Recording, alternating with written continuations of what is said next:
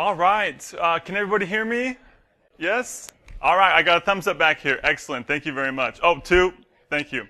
We're going to get started here. My name is Spencer Brown. I'm going to be talking about over-the-phone authentication, and we'll talk about what that is and so forth going on here. I am currently employed by Qualys, and previously I was working for General Motors in some vulnerability management and Oracle before a time before then. And excited to be here. And I just passed the CISSP last Thursday, so I'm feeling pretty good. Thank you, thank you. All right, so to get started here, we're just going to go through some fundamental knowledge that we're going to use later on here, and we're just comparing identification versus authentication.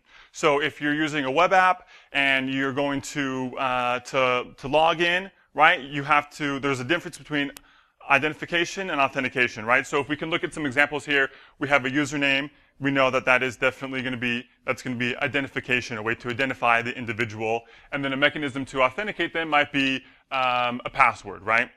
If you look at email, same thing. Okay, that's going to be identification.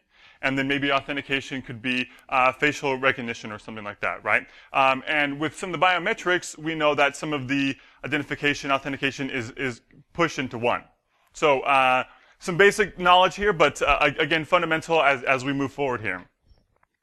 All right, so by raise of hand, who has their company they work for has like a call center where you can call in and they have, okay, many of you, right? And if you do not, I am almost positive your company has a service or a product, or they wouldn't be doing anything, and there is some 1-800 number or some phone number to call on your website. And what we're going to talk about how to authenticate users when calling into these support lines and helping these individuals. So let's go ahead and compare authenticating someone on a web application versus over the phone. So as you're very familiar, you log into your banks, or your financial institution, or your social media, and so forth. All those web applications, right? You're going to typically use a username and password. Sometimes you'll use a fingerprint on your mobile device, some facial recognition, and you have some two-factor authentication. And let me just say this: my beef with two-factor authentication is that if you ever notice that you have to use maybe you talk about SMS and how that's weak, and maybe you use Google Authenticator or Authy, my personal favorite, and you have the soft token, the 6-digit code that you punch in. Well, if you've noticed and you say, well, I don't have that, it reverts back to maybe SMS or email or one of those other defaults that isn't so good. So that's my big beef with two-factor authentication. And if you've been to if you've ever seen to OGusers.com, it stands for Original Gangsters, and this website right here, actually, they will go and they sell social media handles. So if you Skype, Twitter, Facebook, all those different handles that are you have your @Rainbow or some of those bigger handles, they purposely will hack these accounts. People say, well, what's the big deal? Not a big deal, right? But then they can go and they can sell those Twitter handles or those Instagram handles for maybe thousands of dollars and so forth. There was one that was the @Rainbow handle on Instagram sold for $20,000. So pretty amazing how that is. So OG users, you can go in there and you can actually buy and sell and trade different social media handles. And then moving over from application authentication over the phone. You call a support line for medical, financial, those types of things. Guess what? What do they ask you? What's your full name? What's your address? What's your account number? Give me your social. To me, these are all forms of identification. Where's the authentication mechanism here? The over-the-phone individual, you can typically do the same type of actions you can when you're in an application here. So say you want to call your financial institution, make a bank, a bank transfer, of those types of things. You can do that over the phone, without having to go through these different, more rigorous steps of authentication here. So the whole premise of this talk here is that phone calls deserve the same attention as authenticating to a web app. There shouldn't be any type of the front door's locked, but the loading dock in the back is wide open, right? It shouldn't be that because you can perform the same actions over the phone and on a web application, you can. Why would I try to, as a malicious individual, try to bypass, some of these mechanisms of two-factor authentication when I don't even have to use authentication at all? I just have to use identification, that things I can scrape from the internet and so forth to validate that I'm a user, right? So let's go ahead and compare and talk about some of the differences versus application and over the phone here. So standardization. When you go to a web app, what happens? You go to the same landing page, you type in the same username and the same password, to authenticate every single time you go there, right? When you're coming over to, compared to over the phone, you might get a different representative. They might ask for, maybe they're taught to say, give me your first name and last name and your address, but maybe, you can talk to that individual and they might ask you different questions. So what I'm saying here is that web applications, they are going to be, pretty standardized, and you always put in username and password, versus the identification is going to be, I'm sorry, over the phone is going to be something, could be something different. Negotiation. When you go to a web app, you can't say, yeah, sorry, can I get some other form of authentication, right? It's the standard of whatever that web app is having, whether that's having two-factor enabled or username, password, or fingerprint, and so forth.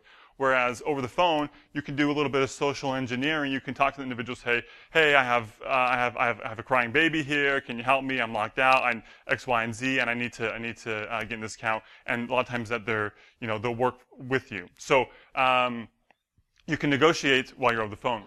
And then account discovery. So as you can see, this is a screen here from GitHub about a user tried their username and password, and it was incorrect. And it said incorrect username or password, right?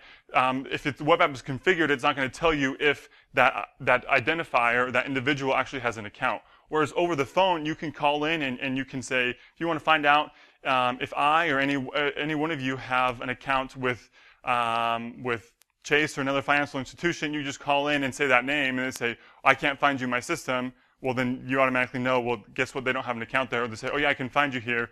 And maybe you can't validate all the information they're asking, but you can at least find out if they have an active account. So those are some differences between the over the phone and authentication. So I went ahead and I called over 100 customer service lines, and to kind of gather some data, some reconnaissance of how these individuals, how these phone lines are actually doing their authentication mechanisms when you call in and you identify yourself. So let's start off with the big failure here. I called in Chase at one point, and I don't mean to call out Chase by any means, but called in, and I had to authenticate myself and validate who I was over the phone. And they asked me first name, last name, so forth, and said, oh yeah, we have an extra step of authentication. We're going to go ahead and send you a 6-digit PIN to your phone, and then you can validate who you are. And so they said, okay, well, what's your phone number? They typed in my phone number and sent it to me. And I could have been anybody, right? So you see how it's it's a good thought, but poorly executed, right? Whereas Amazon, everyone has an Amazon account. Don't lie to me. Who has two-factor enabled on their Amazon account? Anyone call in the support line with have got two-factor enabled? If you haven't, you should try it out. You call in.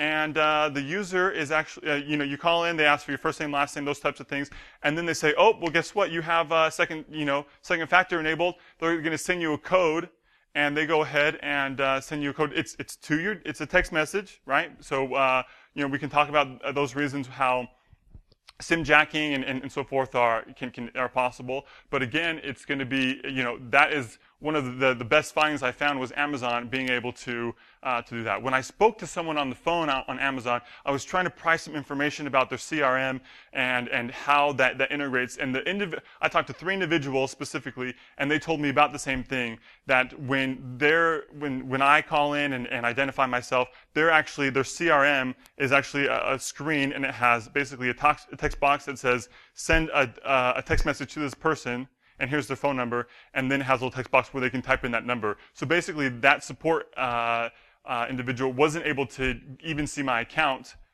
without that. Now, clearly, there's mechanisms around that. I'm sure there's elevated privileges that can see that. But as a consumer, I thought that was excellent, being able to, this individual, it's not that they're asked to do this; it's that they're forced by this box here to authenticate me as a user before any purchases or any questions about my account have been handled. All right. Moving on here. So access management. So this is the one of the very famous Magic Quadrants by Gartner, right? They put these out by many different products each year. And this is from as of June 2018, and you can see we have many of the big individuals, and maybe some of these vendors are actually here today.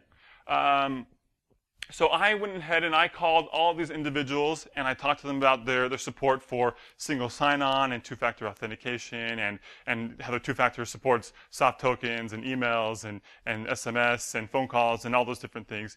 And I asked them about the use case of if I have a call center and my users call in and they say, what's your first name, last name? How do they authenticate themselves? Right, just like we're talking about here. And a lot of them said, we don't have a solution for that. We don't know. I did talk to 3 individuals. Now, note that these were sales individuals, so maybe they didn't have some technical knowledge about, and I'm not saying sales don't have technical knowledge, but maybe about the specific product and how it was going to be implemented. But it seemed like Ping, OneSpan here, and Oracle, it sounds like they had maybe a solution that might be viable. And I guess what I mean viable, meaning a solution where they have a mechanism to authenticate users when they call in over the phone, right? So making sure that those individuals do not have the ability to basically bypass the web app, and they can just call in and use social engineering to do those things. My personal favorite is called Beepcard. So this is an Israeli, California-based company. I believe it's out of business. I've tracked down a couple of the executives on LinkedIn and sent them some messages, and heard a response from one of them. And it sounds like from 2005, 2010, this company existed. They have a product that is called the Com.Card, and this is an integration with like Visa or MasterCard, a credit card, and basically it does a one-time passcode in the form of an audio. So what would happen is that you would call in the support line, and they would identify yourself, and they would say, oh yeah, okay, we have to authenticate you now, and you'd be able to push your credit card button, and it would beep out the one-time password, and then the phone would, and then obviously the support engineer had to have some integration to capture that and to authenticate the user. I thought that was pretty innovative. I never heard anything like that. So company's no longer in business. Sounds like it didn't take off. You can also do it with your PC as well if you have a microphone. So basically, it's you're providing your one-time password like a soft token or hard token you would, but in the form of audio. So I thought that was one of my favorite vendors I was looking at. All right. So moving forward here, let's talk about some of the solutions. So what are some things that you could be doing to prevent this? So one big thing off the bat is restrict over-the-phone actions. So maybe when someone is calling into your support line, say, and they want to make a wire transfer, or they want to change account information, or they want to do some elevated privilege, you can say, hey, you know what? We don't support that over the phone. You must log into the web app to do that, right? So you're pointing users. They can call in for some issues and so forth, but as far as making account changes or some elevated privileges that you deem necessary for your company, they might be able to not restrict those access, right? Voice recognition. We'll talk about that in a minute. Sending a one-time passcode via email or SMS. That might be a good thing. And being able to do that. We talked about the Chase instance where they kind of did it backwards. They should have used a predefined number that I had on my account to send the one-time passcode for me instead of asking for my phone number and then doing it that way. And then I've also seen individuals, hey, thanks for calling the support line. We're going to actually hang up and we'll call you back on the predefined phone number that you have in your account. And that might cause some inconvenience, but it's another way to maybe identify and help those individuals. Again, maybe it might be subject to SIM jacking, but we can talk about those things. I also was thinking about sending a link to that individual's phone number and to the actual page, and they can actually authenticate and log themselves in. Being able to do that might be kind of a headache for the individual calling in. And we'll skip the hard token and we'll go to a push notification. So I thought this is by far the best solution that I could think of is when a individual calls into the call center and they say, hey, I need to authenticate, and they say, okay, I'm going to do a push notification to your mobile device, to that application that you have. Say it's a Marriott or Delta or whatever account you have, and then you get a push notification, you say approve. Similar to maybe a Duo where you can say approve and so forth. And that way, as they approve it, then the support engineer says, oh, yep, you just approved and you're authenticated. Let's move forward and help you out with your day and help what we can do here. All right. This is pretty. If you've heard of Adobe Boko, this was announced in 2016 on Adobe Max. This allows you to basically, with 20 minutes of someone's speech, they are able to basically manipulate what that individual is saying. And if you haven't seen any videos or demos of this, you should definitely go ahead and watch one of these. So basically, with 20 minutes of audio, they can make that individual say whatever they want. Even words they didn't use in the 20 minutes, they can basically compile those, synthesize those, and be able to come up with those audio. So I guess my point here is that even with voice authentication, it's going to be trumped by something like this, right? All right. Okay, so now you can say, okay, Spencer, well that's great, right? But what are people going to do? They're going to maybe scrape some information online, and they have people's phone numbers and emails and addresses. They're going to call in support line. They're going to have a whole call center calling another call center to basically have hack into these accounts and have people make bank transfers or change account information on these accounts. Maybe that's not a viable solution, right? So how could this problem even scale? Well, if you've heard of Google Duplex, let's go ahead and see if I can get this video to play here. And we can. So how can I help you? Hi, I'm calling to book a women's haircut for a client. I'm looking for something on May 3rd. Sure, give me 1 second. Mm-hmm.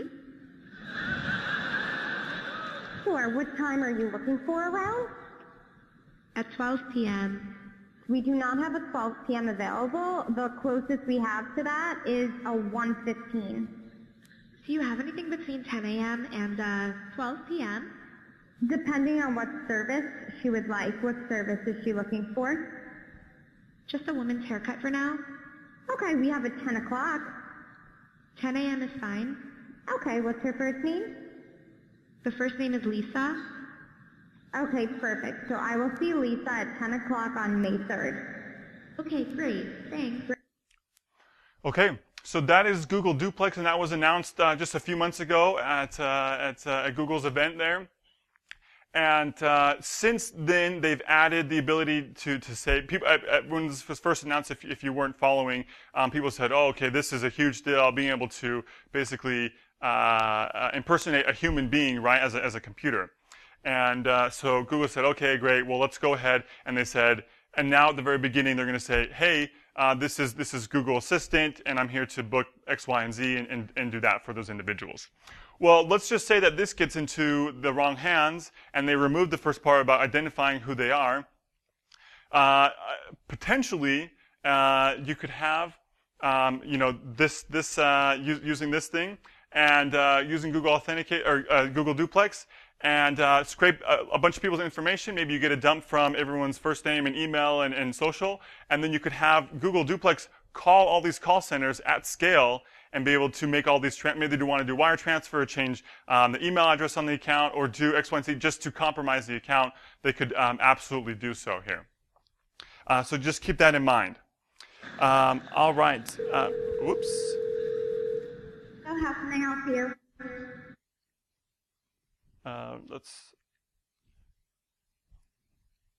Okay.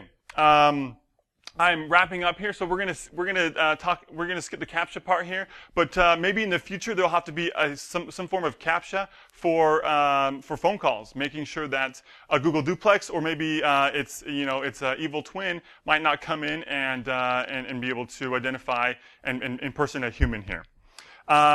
Okay, so you guys are at this conference here, and maybe you have to go back to your employer, like I used to have to do, and say, what did I learn? What can we implement? So we got some homework for you here. The homework is very simple. So for your company that you support, as we mentioned, you guys have call centers or you guys have support lines. Go ahead and go online and inventory those support lines that you can find. And then from there, I want you to go ahead and call those phone numbers and see what mechanism they use to identify and authenticate users when they call in. And I wouldn't be surprised if they only use forms of identification here. And then finally, and then determine if it's identification or authentication. And then what? What do you do?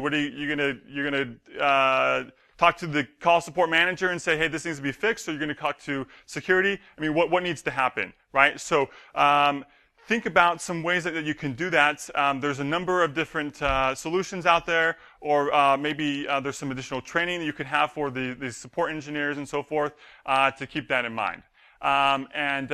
With that, that is all I got for you. And so thank you for coming. And do we have any time for questions, or are we out of time here? No questions. Okay. Thank you very much. Appreciate your time. Enjoy the conference.